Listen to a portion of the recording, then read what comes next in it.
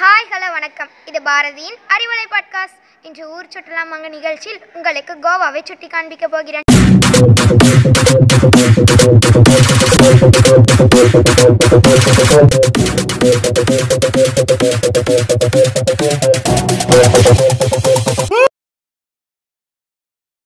இந்தியாவின் மேற்கு கடற்கரை பகுதியில் மகாராஷ்டிரா கர்நாடகா எல்லைக்கிடையே மிகச்சிறிய மாநிலமாக கோவா அமைந்துள்ளது. கோவாவின் முதலமைச்சர் பிரமோத் சாவந்த், ஆளுநர் அசோக் கஜபதி ராஜு. சட்டமன்ற தொகுதிகள் 40, மக்களவை தொகுதிகள் 2, மாநிலங்களவை தொகுதி 1. கோவாவின் சுற்றுலா பொதுவாக கடற்கரை பகுதிகளை மையமாக கொண்டு செயல்படுகிறது. இங்கு ஆண்டுதோறும் பல மில்லியன் கணக்கான மக்கள் சுற்றுலா வந்து செல்கின்றனர். போர்ச்சுகீசியர்களின் 450 ஆண்டுகால ஆதிக்கத்தின் விளைவாக கோவா லத்தீன் கலாச்சாரத்தின் தாக்கத்தினை பெற்றுள்ளது. இனி ஊரை சுற்றி பார்க்கலாம். கடற்கரைகள். கோவாவிற்கு வரும் சுற்றுலா பயணிகள் பெரும்பாலும் கடற்கரையின் எழிலில் மயங்கியே வருகின்றனர்.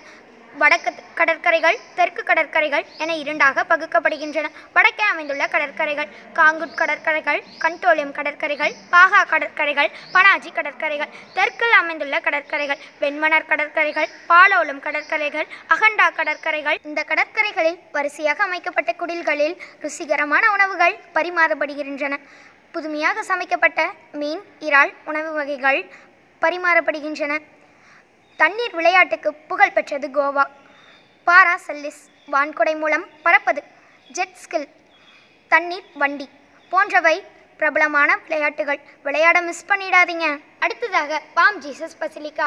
உலக புகழ்பெற்ற வரலாற்று ஸ்தலம். பசிலிக்காவில் கோவாவின் புனித இரட்சகர் என்றழைக்கப்படும் புனித பிரான்சிஸ் சேவியர் உடல் பதப்படுத்தப்பட்டுள்ளது. 12 ஆண்டுகளுக்கு ஒரு முறை மட்டும் இவரது உடல் வெளியே எடுக்கப்பட்டு மக்கள்களின் வழிபாட்டிற்கும் பார்வைக்கும் வைக்கப்படுகிறது. உலக பாரம்பரிய சின்னங்களில் பட்டியலில் உள்ளது. நெக்ஸ்ட், கோவாவின் கடற்படைத்தள அருங்காட்சியகம். இந்தியாவிலேயே கோவா மட்டும்தான் இது போன்ற கடற்படைத்தள அருங்காட்சியகம் உள்ளது. சுற்றுலா பயணிகளால் அதிகம் அறியப்படாத இடமாக கோவாவின் அறிவியல் மையம் இதன் தலைநகரமாக பனாஜியில் உள்ளது. அடுத்து, இம்மாகுலேட் தேவாலயம். போர்ச்சுகீசிய ஆட்சியாளர்கள் மூலமாக 1541ஆம் ஆண்டில் கட்டப்பட்டது. ஏறக்குறைய 6 நூற்றாண்டுகள் நெருங்கிக் கொண்டிருக்கும் இத்தேவாலயம் போர்ச்சுகீசியர்களின் பரோ கட்டடக்கலையை பிரதிபலிக்கின்றது. எண்ணற்ற திரைப்படங்களில் இதனை பார்த்திருப்பீர்கள். நெக்ஸ்ட், மக்கோஸ் கோட்டை. 1551இல் போர்ச்சுகீசிய மன்னர்களால் கட்டிய கோட்டைதான் இது. சமீப காலங்களில் இது மிகவும் சேதமடைந்து விட்டதால் 1993இல் ஜெராய்ட் டா ஹன்ஹா என்ற கட்டிடக் கலைஞரால் புதுப்பிக்கப்பட்டு தற்போது சுற்றுலா பயணிகள் விரும்பி பார்க்கக்கூடிய இடமாக திகழ்கிறது. அடுத்து, போர்ச்சுகீசியர்களின் கோட்டை. அரபிக்கடலோரத்தில் 17ஆம் நூற்றாண்டில் போர்ச்சுகீசியர்கள் டச்சுக்காரர்களை போரில் வீழ்த்தி வெற்றி பெற்றதன் நினைவாக கட்டப்பட்ட கோட்டை இன்று சுற்றுலா பயணிகள் மனம் கவர்ந்த இடமாக திகழ்கிறது. கோவா என்றாலே பறந்து விரிந்த மணப்பரப்புகள், சலசலற்ற ஓசையுடன் இறைந்து வரும் அலைகளுடைய கடற்கரைகள் நல்ல சூழலை உருவாக்கி மனதிற்கேற்ப புத்துணர்ச்சியை ஊட்டும் இரவு நேர கேளிக்கை உலகமாக கோவா இருக்கின்றது. இனி கோவாவின் சிறந்த உணவு வகைகளை பார்ப்போமா?